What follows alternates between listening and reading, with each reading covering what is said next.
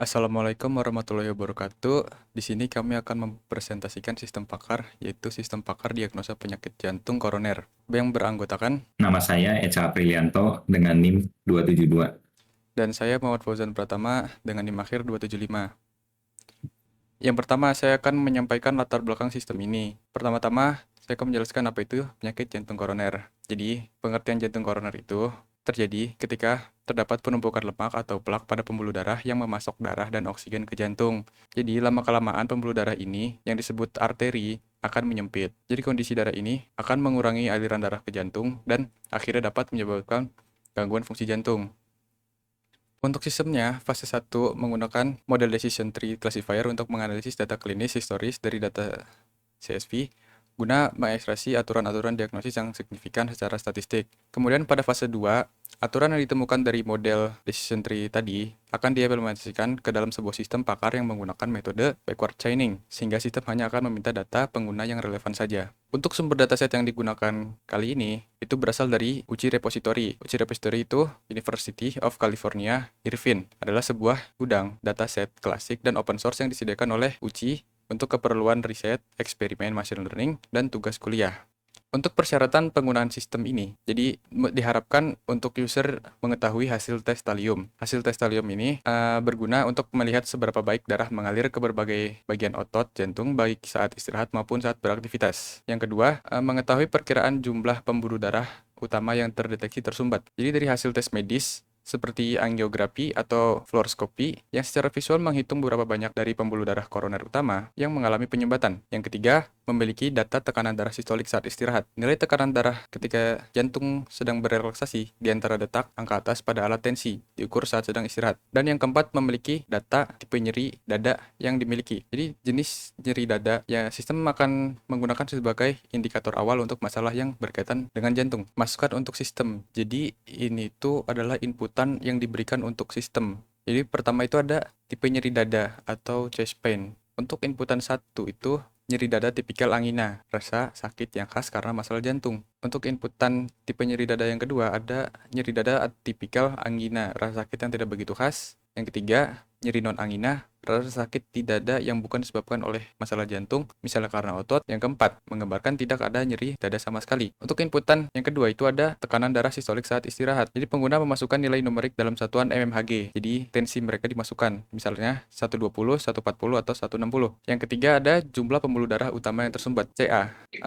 Pengguna memasukkan jumlah pembuluh darah yang tersumbat, yaitu dari angka 0 hingga 3. Yang keempat ada hasil tes stres talium. Untuk hasil tes stres talium, inputan 3 itu menggambarkan normal, aliran darah baik-baik saja. Inputan 6, fixed defect, cacat tetap, menunjukkan adanya jaringan parut di jantung, kemungkinan dari serangan jantung sebelumnya. Inputan 7, menggambarkan reversible defect, cacat dapat pulih, menunjukkan adanya penyumbatan yang membatasi aliran darah saat jantung bekerja keras.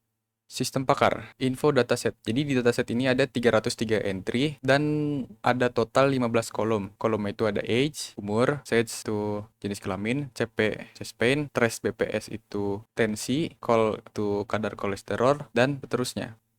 Kemudian dari dataset tersebut dibuatlah model decision tree. Jadi dari model decision tree tersebut memiliki aturan yang sangat kompleks dan akurasi yang rendah. Oleh karena itu, perlu dilakukan pemangkasan aturan dengan mengurangi max depth dan min sample leaf pada model.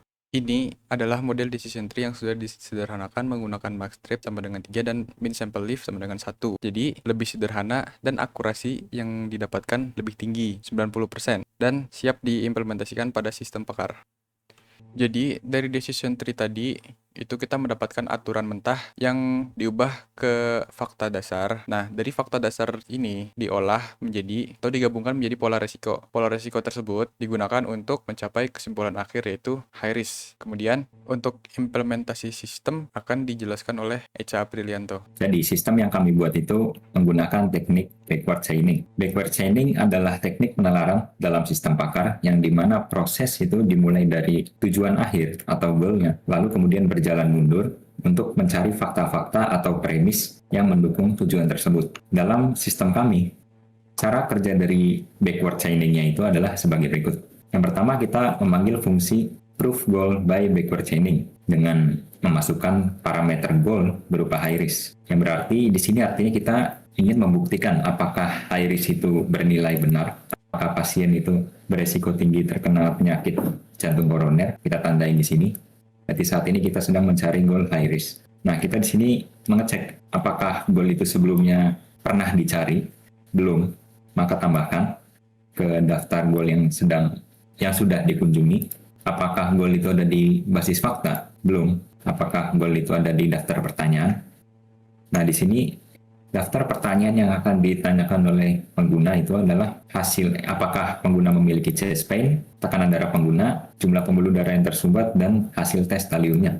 Kebetulan goal high risk itu tidak ada di daftar pertanyaan untuk pengguna. Kemudian kita selanjutnya mencari rules apa saja yang konklusinya itu adalah high risk. Jadi rules apa saja yang membuktikan bahwa kondisi-kondisinya itu akan menghasilkan resiko tinggi. Nah, di sini rule-rule yang konklusinya itu adalah resiko tinggi itu ada rule R0, R1, R2, dan R3.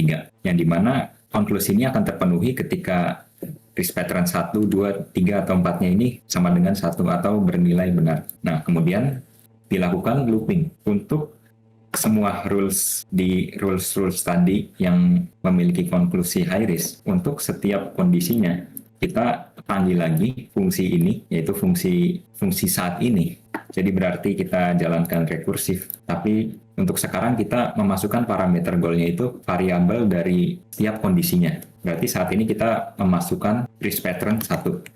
Nah, kemudian kita ulang lagi, apakah risk pattern 1 ini ada di goal yang sudah dikunjungi? Belum, maka tambahkan ke goal yang sudah dikunjungi. Apakah ada di basis fakta? Belum. Apakah ada di daftar pertanyaan untuk pengguna? Tidak juga. Nah, kemudian temukan rules yang memiliki konklusi risk pattern 1. Nah, rules tersebut adalah syarat untuk agar risk pattern 1 ini terpenuhi itu, pasien harus memiliki hasil tes talium normal, memiliki pembuluh darah yang bersih, dan memiliki tekanan darah yang tinggi. Nah, untuk setiap rules tersebut, untuk setiap kondisinya, kita panggil lagi fungsinya itu sendiri secara rekursif. Namun kali ini dengan goalnya itu variabel dari kondisinya, kondisi dari rules yang tadi. Yang berarti saat ini itu kita mencari goal yaitu kondisi talium normal. Nah, kemudian kita mundur lagi. Apakah goal ini sudah pernah dikunjungi? Belum. Apakah goal ini ada di basis fakta? Belum. Apakah tal normal ada di daftar pertanyaan? Tidak. Rules apa saja yang memiliki konklusi talium normal? Nah, itu rules yang memiliki konklusi talium normal itu hanya ada satu,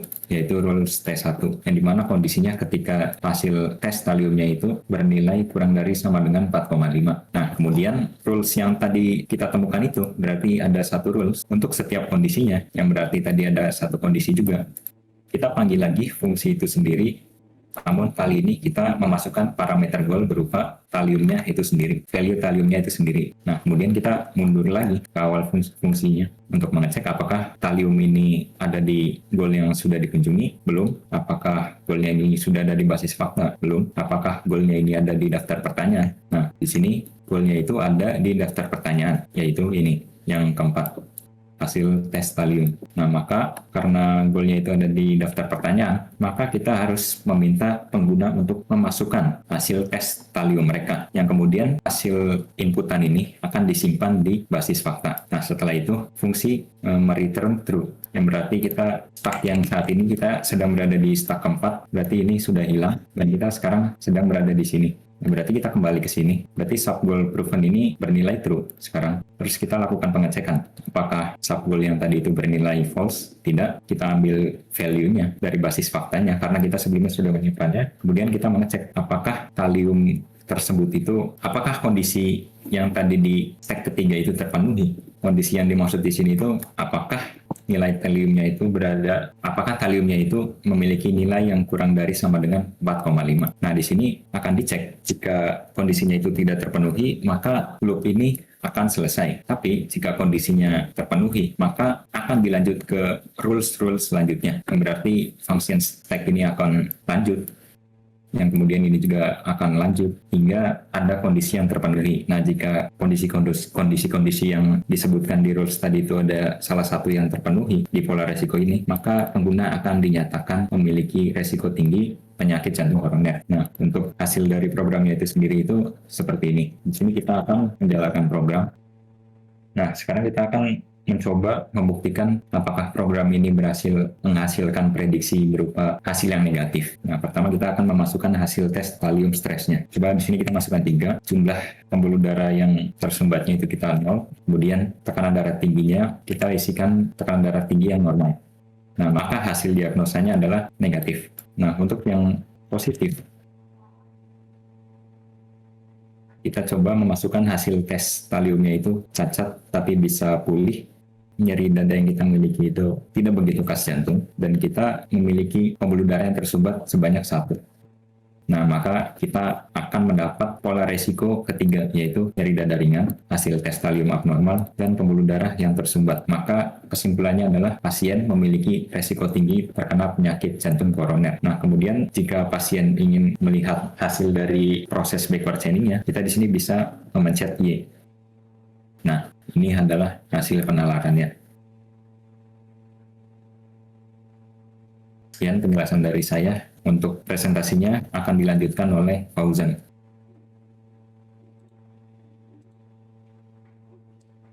Jadi, kesimpulan sistem ini menjadi alat diagnosa awal risiko penyakit jantung koroner yang dikembangkan menggunakan metode backward chaining berbasiskan 4 aturan klinis dari dataset heart disease. Tujuannya adalah membantu masyarakat umum melakukan pemeriksaan risiko penyakit jantung koroner dengan menjawab beberapa pertanyaan medis. Penting diingat, sistem ini bukan pengganti pemeriksaan dokter. Hasil harus selalu dikonsultasikan dengan tenaga kerja profesional.